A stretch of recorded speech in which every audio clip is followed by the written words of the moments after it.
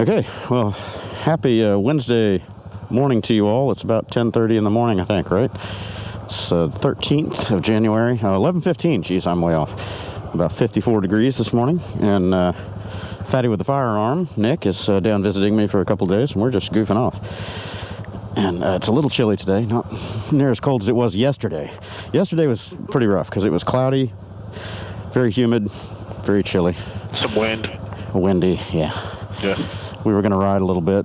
We ended up going around the neighborhood and said, that's pretty cold. When you got people up north that'd be like, just get used to it. We were used to the cold. Like, well, you know what? Yeah. This isn't one of those climates. No. And when it's 40 degrees here, you got to factor in the humidity, and that makes things much cooler. So we were going to tootle on to my warehouse, go get a couple of my other bikes, and fart around town, goof off. So Nick is driving my Trail 125. I'm on the Super Cub. I just remind myself that the spiritual and the old positions Yeah. the record. Yeah, these newer Honda Global bikes, they have backwards placement on that switchgear. Every time I change over from the Hondas over to my other bikes, I'm always hitting the horn when I'm trying to turn. So we're going to take my normal work commute here, going to my office warehouse area, about 18 miles down the road, and we're just going to tootle along on the side roads and access roads, get there, swap out bikes. And yesterday we were at Collector's Firearms, and Nick found a curio that he really wanted to add to his collection. And only the one. There was a need to add to the collection. So we're going to go back there. He wants to take some pictures and add that to his blogs, vlogs, community sites, whatever. So we'll do one that. thing I will say is the cycle gear that we went to yesterday, you can make a little bit of got, the Reacts. I can't remember the exact model. That's an amazing cycle gear. Yeah, it's huge. It's one of the, I think it's the second largest in the country right now. He said there is one that's bigger by like 50 square. Yeah, 50 square feet or 100 square feet or something like that, but it's not as new. So this one is pretty fancy out here in Katy. So I will say so far, I'm going to give it a preliminary review on the Trail here. Very reminiscent of my Honda Express from way back in the day. Yeah. Those Expresses, Other than, I think... changing gears, that's weird. Yeah, I think the Expresses were 70cc, or were they 90? I can't recall. I think 70. Yeah. I'm still getting used to the gear shift. Not having a clutch is weird for me. Yeah. Well, you got the gears.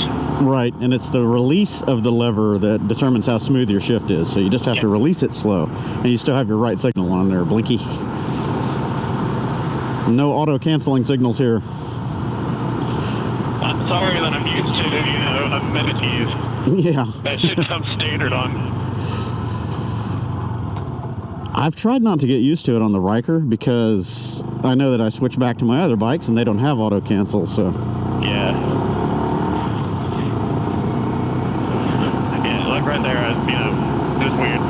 One thing I will say is I'm not a fan of the heel gear shift. Mm-hmm. I grew up riding dirt bikes, and everything was just toe.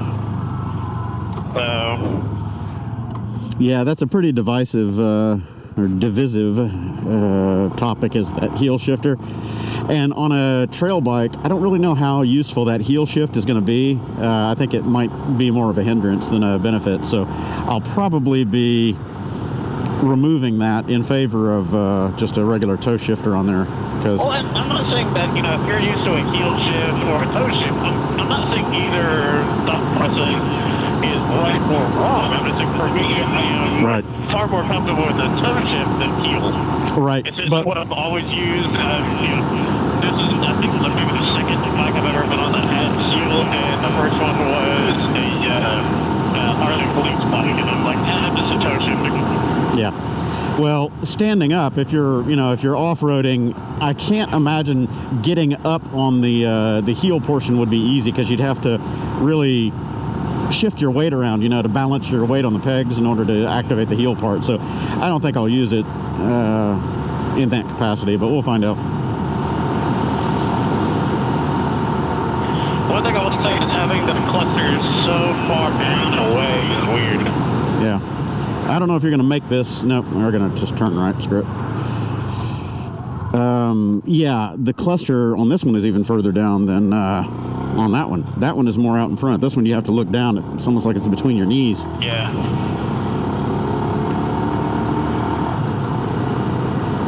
Yeah, right there. So get used to that shift. But the pick is very maneuverable. It's responsive. But so far, I get this is really comfy. And I would put an air hawk on my head down the back. Yeah, I think the seat on that one is a little bit more comfortable than on the Cub because it's flatter. The dimensions are almost identical, but the Trail Cub is flatter. So.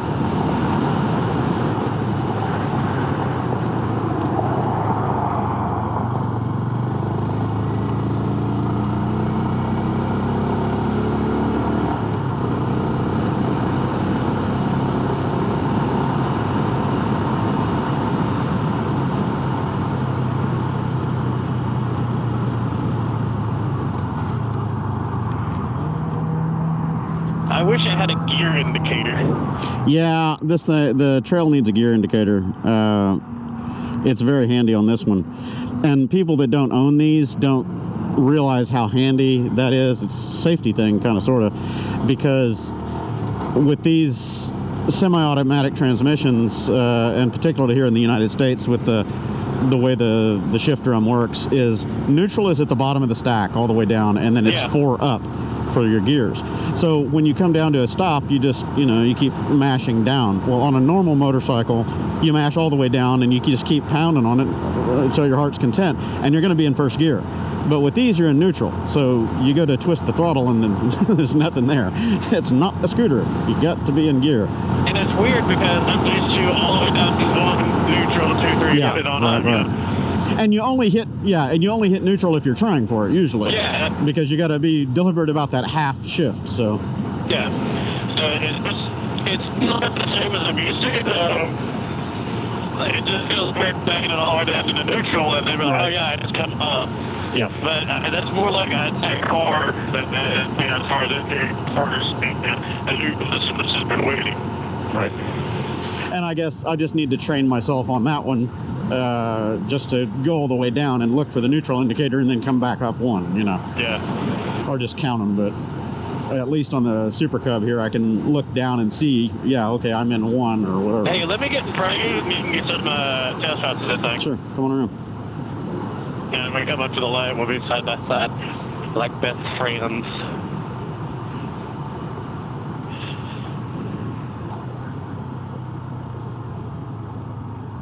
Second.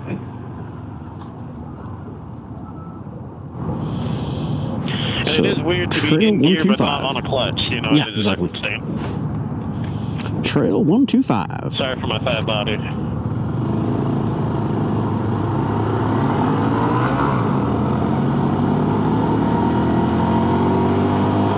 Yeah, so there we go, that was a good one. Yeah, the higher gears are easier to shift smooth because there's not a big ratio discrepancy, you know. But, you know, as far as maneuverability, the bike does, you know, move really well. Yeah.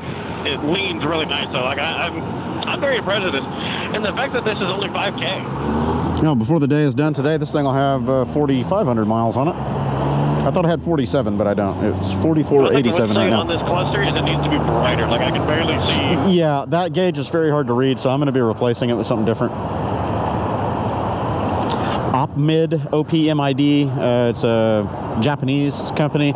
They make a much better, brighter gauge. It even has a tachometer on it, so I'm going to be replacing the factory unit later this month, I guess, whenever it becomes available. I will say, like, if I was with you and Adrian and Neil, and we got Joe with us, hi guys, I would say if I was on my Riker, Joe is on his bike, we come over the model, and then y'all 3 had your little scoots, that shit would be boring because we could just outrun you.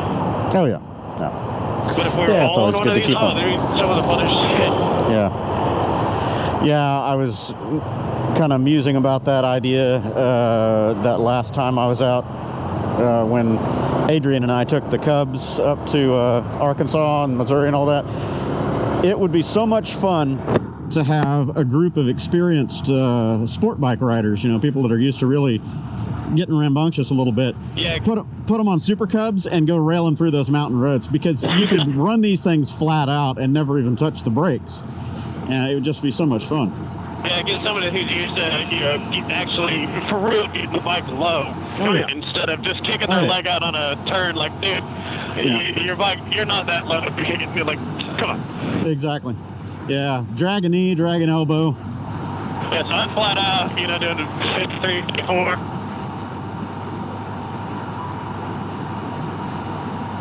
Yeah, the top speed on the CT125 is around 55-ish. Under the right circumstances, it can get up to an indicated 61, 62, but the speedometer is optimistic by about 3 miles per hour.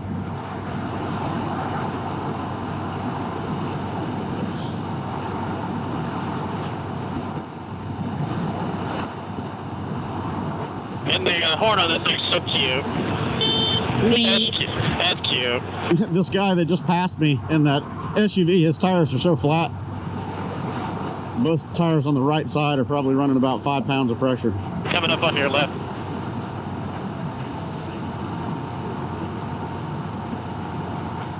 I will say, y'all's streets down here are so much nicer than what we got in Oklahoma City, that's for sure. Yeah, well, the access roads anyway. I got these big, wide, 3-lane concrete, 4-lane Yeah, concrete. it's freaking nice. You can ride side by side. You know, you can do that in Oklahoma City, but there's a lot more like freaking dirt and not Ripples under in the like road, potholes yeah. and shit. Yeah, you get down on most of the surface streets and it's not this nice.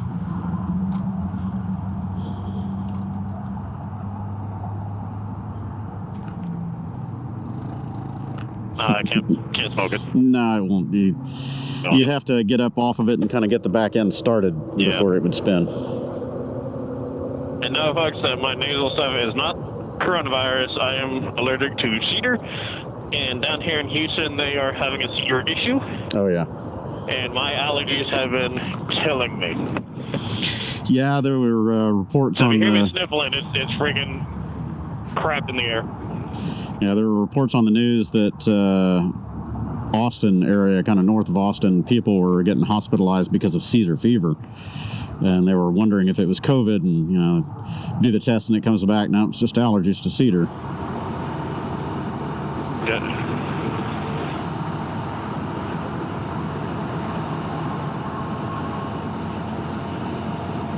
So how does this bike look like from the back with somebody else on it? Yeah, looks fine. It's a little bike, little trail bike, that's it. Looking at it, standing next to it, it seems like that milk crate that I've got on the back is really tall, but when someone's sitting on it, it looks much smaller. Yeah. Because you sit very much on top of the bike. Yeah, it's basically hitting the small of my back. Yeah, that's kind of where it was for me, like lumbar support. Yeah. Yeah, eventually I might end up putting upgraded shocks on the rear of that with adjustable preload collars and stuff to handle more weight for when I'm loaded up for camping and all that. But the suspension on that does pretty well for what it is.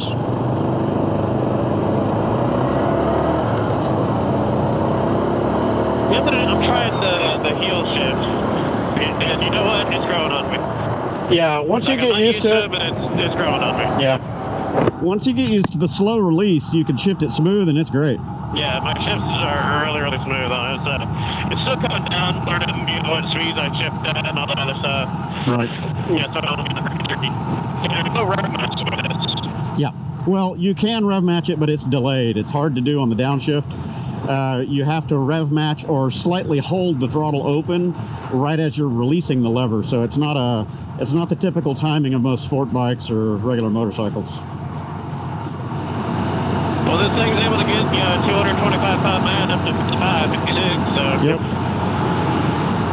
Yeah, and if you're not wringing its neck just at red line the whole time, it'll probably get 130 plus miles to the gallon, because that's what this one does. Yeah. The highest I've seen out of this one, I think, is 145. It's crazy. That is some serious efficiency. Yeah, the rev match it's so delayed on this, it's weird. It's very delayed. I really like the bike for city riding. This is amazing. Yeah, great little city bike. And I'm just going to change a few things on it, you know, for my off-roading. I'm going to raise up that front fender a couple of inches or however much I can where it doesn't mash into the fork braces above it. Knobby tires, which I already have in the garage. I just need to put them in. I may end up upgrading the springs in the front and shocks in the rear. That's about it, man. Trail bike that thing everywhere. Right? If, I'm not gonna lie, if my Riker was fully paid off, I'd probably go ahead and order one of these because I do like this thing a lot. I don't like the mirror replacement. I wish it... No, those mirrors, yeah. The mirrors are terrible because all you can see is your arms and shoulders. Yeah, so, I see my elbow, I can't really look, I push them up and I'm just looking at the far side of the other lanes. Right. Yeah, and that's why I replaced the ones on the Cub here and put the bar end mirrors on there. It's just so much easier to see. The handlebars on the Cub are very, very narrow, so it doesn't matter where you place mirrors on the bars themselves, they're going to be narrow. Yeah.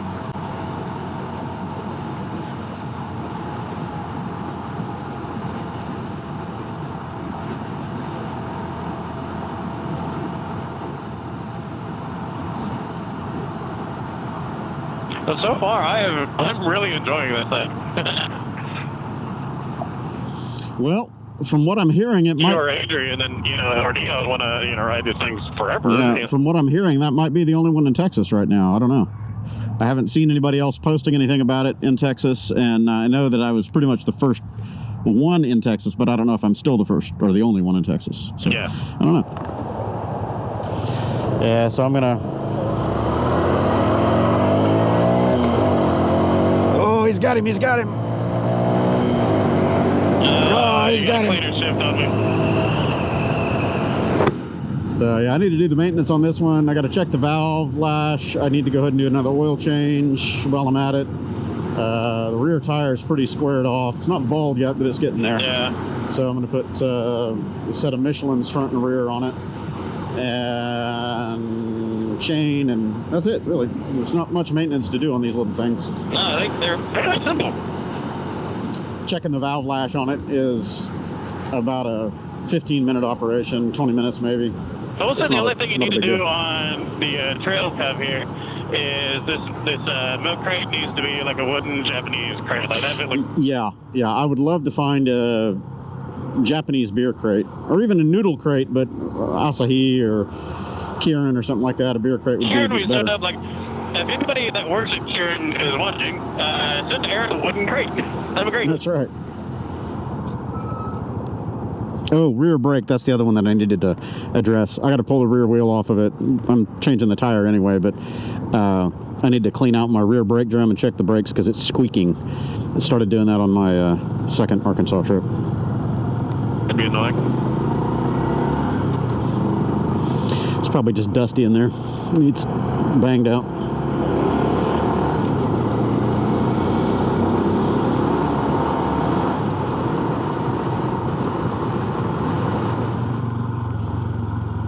Oh wow, check this thing out. Oh my god, that's gorgeous. Do you see in there? A fully restored 220S. They got a couple of Ferraris in there. Oh yeah, they got all kinds of nice cars, but man, that's beautiful. I love these old classic Mercedes. Oh, that's so nice. Yeah, this is a very high-end shop. Looks like a Ferrari. They got a Countach in there. Yeah, they got all kinds of expensive stuff. They repair stuff from all over the country.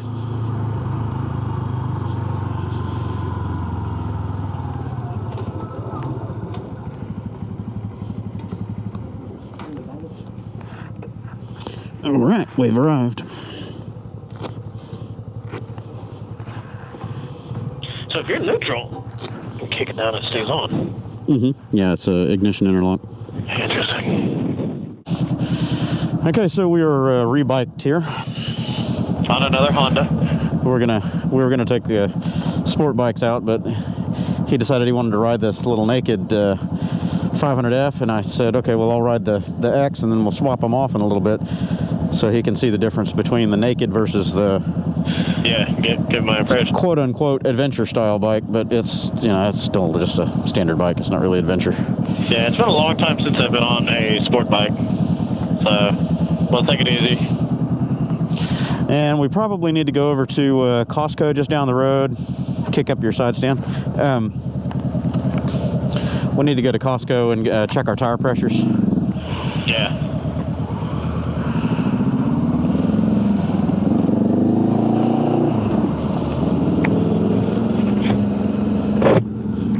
These have been sitting for a few weeks, and with the pressure change and all that, I'm sure the tires are a little splashy. Man, I love that Mercedes. I don't care for the color all that much, but God, that car is beautiful. All right, I'll lead. I'm going to go to the right. Okay, hold on.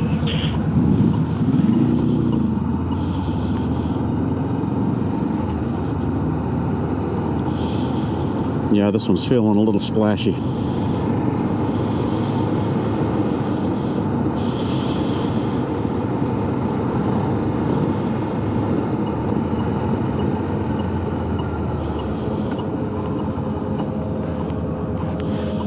This will be a trick. Can't see past this guy. Now we got traffic coming.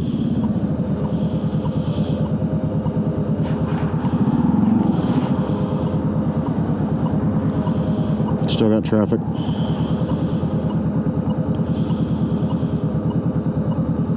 Oh, thanks for that last second signal, you asswipe. Yeah. Good, I'm glad you hit the giant hole. Couldn't happen to a nicer guy. Ah. Stalled it. Killed Okay. it. No, now we got another one. Okay, after this, I'm going. You need to wait one car. After that, you're clear. And we'll hang a right here and go down a mile to Costco and use their free air pumps.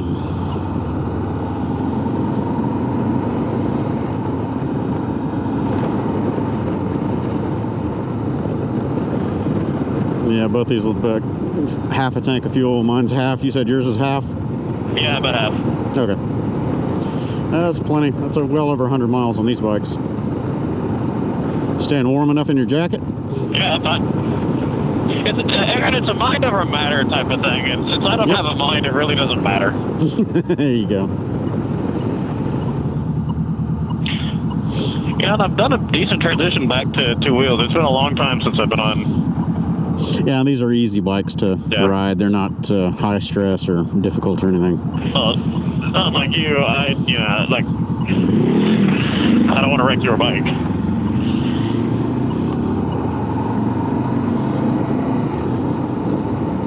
Yeah, now if I were to put you on the Ducati or the R1 or something like that, that's a totally different scenario. What is it with these assholes today? Everybody just sticking it out, not bothering to stop or look.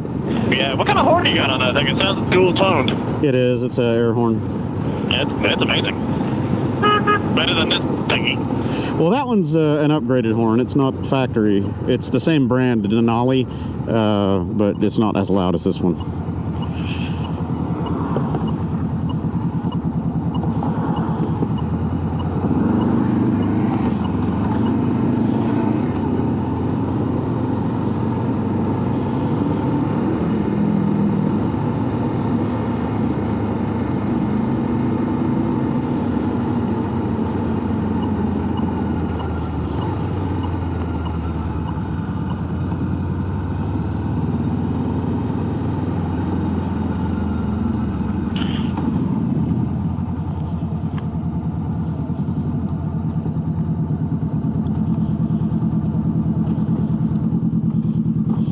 Okay, then. Air these up.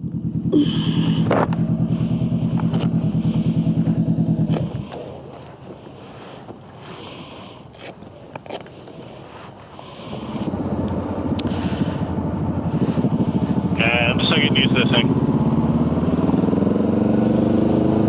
Oh yeah, it doesn't feel splashy now. My rear tire on this one was probably 4 or 5 pounds low at least. It was very squishy. So we'll go left and then left at the big lights ahead. Not that first set of lights, but the next set. Watch out for the median. Yep. You can see other people haven't. So left right here? Straight on through there and then left at the main intersection onto the highway.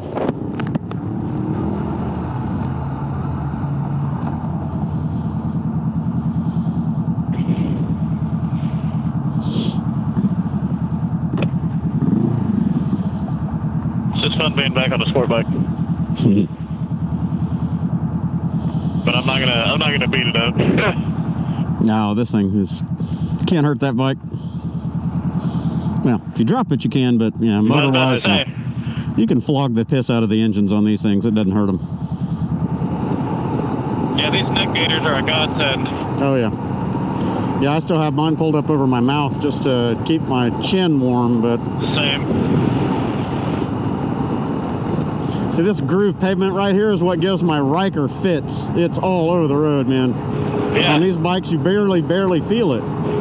Yeah, I would be really pissed off if my Riker sat there and was flagging. Let's go ahead and exit here.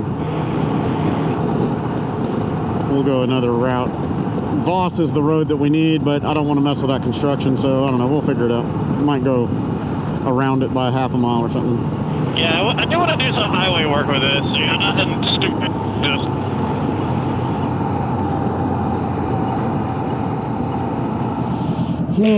still gonna use the stiffness of the gloves. Yeah, they'll break in. They take time. These were really stiff when I first got them, but they're wearing in quite nicely now. Yeah. Good burn out right here. Just I won't do it on your bike though. Not on this one. The Riker, when you were wanting to replace your Tiger, you bet. Hell yeah, man. Burn it off. Yeah. That one's getting ready for new shoes sometime soon. The rear's still got plenty of tread on it, but it's starting to square up a bit. Yeah. It's got about 7,000 miles on that rear, I think. Well, what is the tire change on a Riker? When does the rear tire do it? Well, if you get the Yokohama or something like I did, the tire is just a little over $100, and then you're looking at, you know, another $30 or something to mount it, but you got to pull it off yourself. You got to pull the wheel off the bike because the shop won't do it. Oh. This front brake is literally making me laugh. Yeah, that zzz sound. It's just the, hey, here's the front row. That's not handy-clapped. You can park right in here next to me.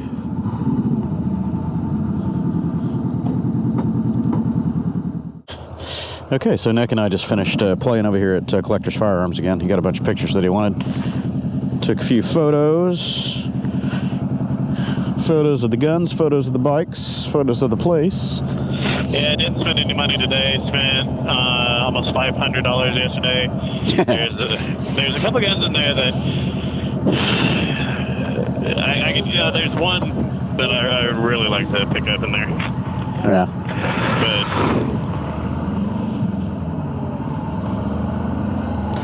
now I don't know if Garmin is going to tell me, or Garmin, sorry, Google Maps is going to tell me what we need in my ear or not, but we'll just go down Voss Hillcroft here over to Southwest Freeway, and then that hobby shop that you're wanting to go to should be right over there.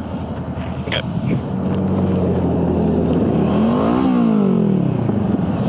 Yeah, I've got a Kaufman's Shorty exhaust on that one. Yeah, it sounds good. Sounds pretty good for a little 500. Yeah. If I were to buy a sport bike, it'd be probably something about this size. Yeah. So the powertrain is identical on this bike and that one. 100% identical. No changes at all. It's just the plastics and seating. Just plastics, and this has got longer front suspension. Yeah, just bars are higher. Yeah. Yeah, how much would this go for right now, used? What, that? Yeah. 3,500. Something along those lines. Yep. Hey, don't launch it. And the guy in the car back there next to us is smoking weed. Yeah, I'm smelling it.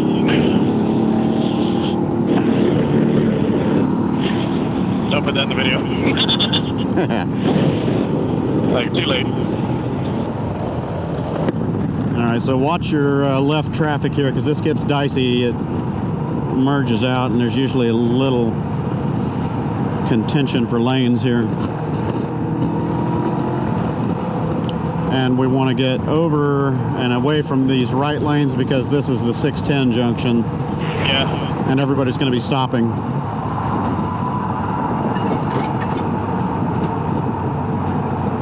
Let that little shit box go by and we'll jump over again.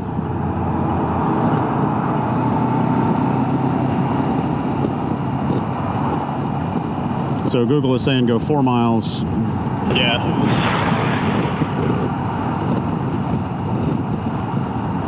And this asshole. He went in.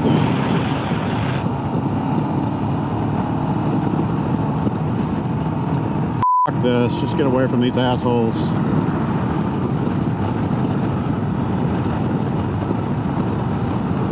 I will say it's a lot easier to maneuver this thing than the Riker through heavy traffic. Oh yeah. And if you have to, you can split lanes, you can go around. It's not the width of a car, so you can get 3 places. Yeah. And it's a lot easier to be more tactile and a little bit aggressive on 2 wheels. Yep. On the end of the right here. Yeah, just past this van.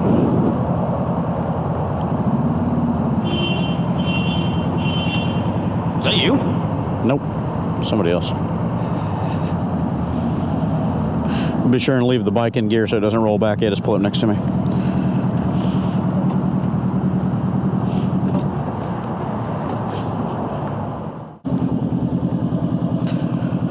Yeah, it's a little chilly here in the shade. Yeah, I'm telling you.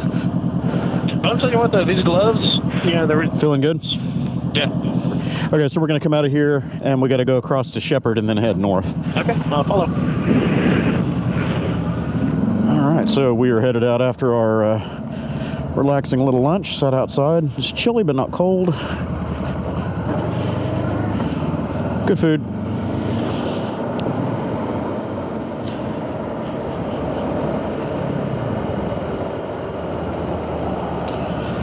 And we're just going to head out to West Park Tollway out toward Katy. So it's getting toward rush hour now. I think it's 3 something, 3:15, 3:30, I don't know. Beat traffic getting back out that side of town, because boy, it gets thick. Do a little ride later on this afternoon once traffic kind of dies. Yeah. And traffic is going to be real shitty, so be on your toes. Okay.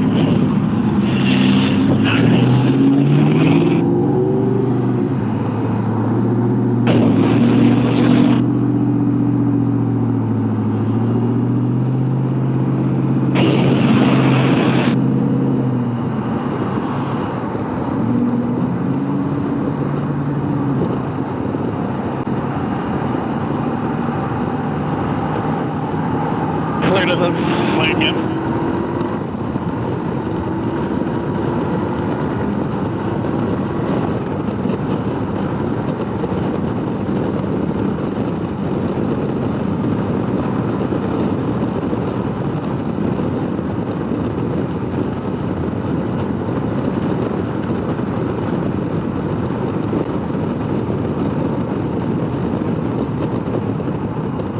Slowing.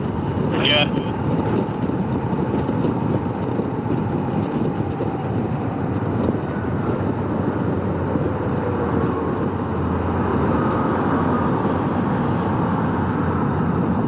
Watch your mirrors. Yeah, and this isn't even the thick of rush hour. This is just the beginning. All this turns into a giant parking lot for about 3 hours a day. Well, 3 hours in the evening and about 2.5 hours in the morning. Damn.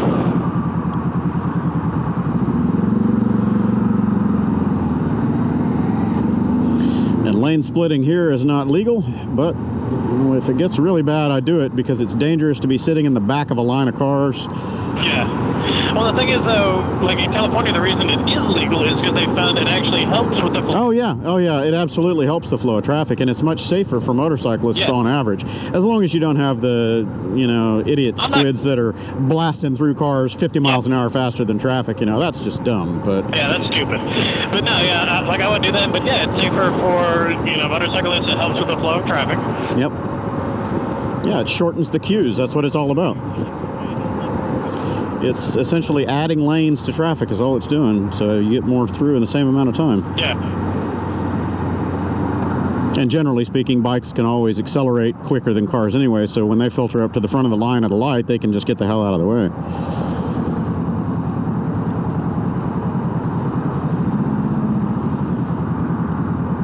And I'll tell you one thing that a Riker doesn't teach you is slow speed handling skills, which is something I'm finding that I'm having to redo from MSF is, you know, I haven't been practicing, you know, low speed handling skills.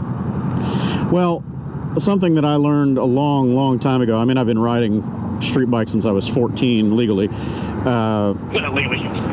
When you get on the bigger, heavier bikes, especially a taller bike, as dumb as it sounds, I think low. So I think of pushing my weight down low toward my feet. Sorry, I keep getting phone calls. So I figured that's what it was. Somebody really wants to talk to me. They just keep calling me over and over and over, but they're just going to have to wait.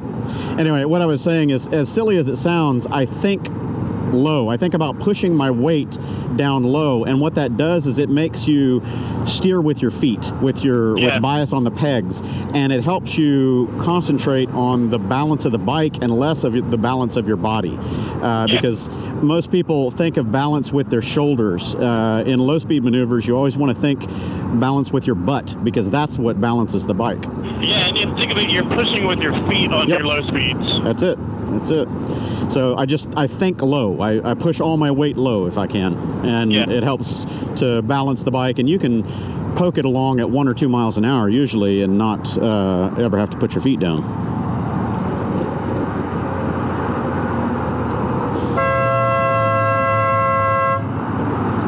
Never fucking looked.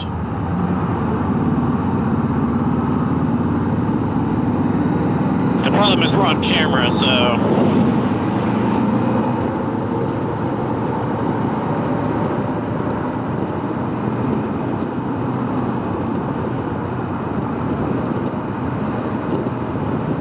So I'm always covering my front brake with at least 1 or 2 fingers. Yeah, I've got 2 on my front brake. You just never know what they're going to do. And a lot of times they do it intentionally. They're just like, yeah, f*** you, I'm in a car.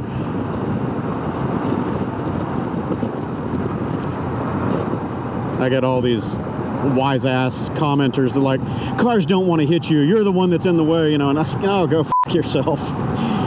These Houston drivers...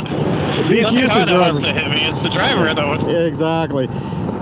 These Houston drivers do it intentionally. They'll try to smash you into the wall. They'll try to change lanes over you because it's a territory thing. It's, oh, I'm bigger than you. I'm going to intimidate you. It's a Texas thing. It's everywhere, but especially a big city thing. If you get into any of the big cities, it doesn't matter what state.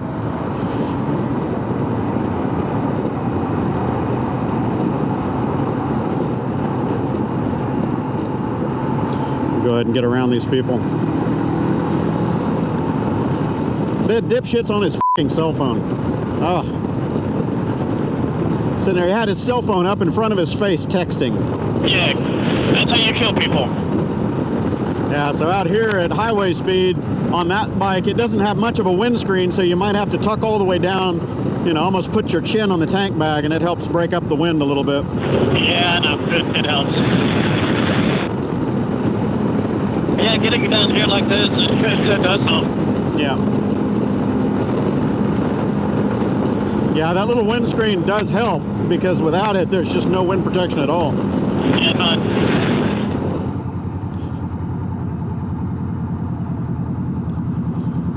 So this is that park that I go riding through all the time in the videos right ahead of us.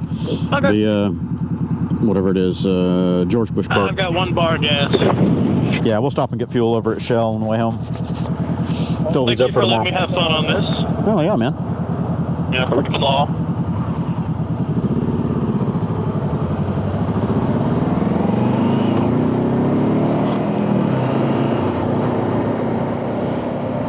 get the trail cab up to 100. Yeah. In the back of a truck, maybe. That's what I'm thinking. Strap it down to a truck and then sit on it. Yeah. I'm going 100 on the really cab. illegal.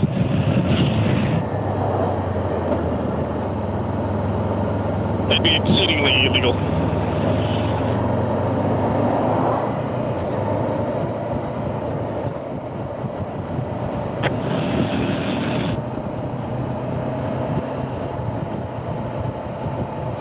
Now, what would be really cool is to do that and trailer it, but use one of those just front wheel rigs to where the rear wheel is on the ground and spinning, so the speedometer reads 100 miles an hour. It'd be funny if it doesn't even read 100, if it just goes to 99 or something. Yeah, right. Yeah, that would just piss me off. Like it couldn't do it.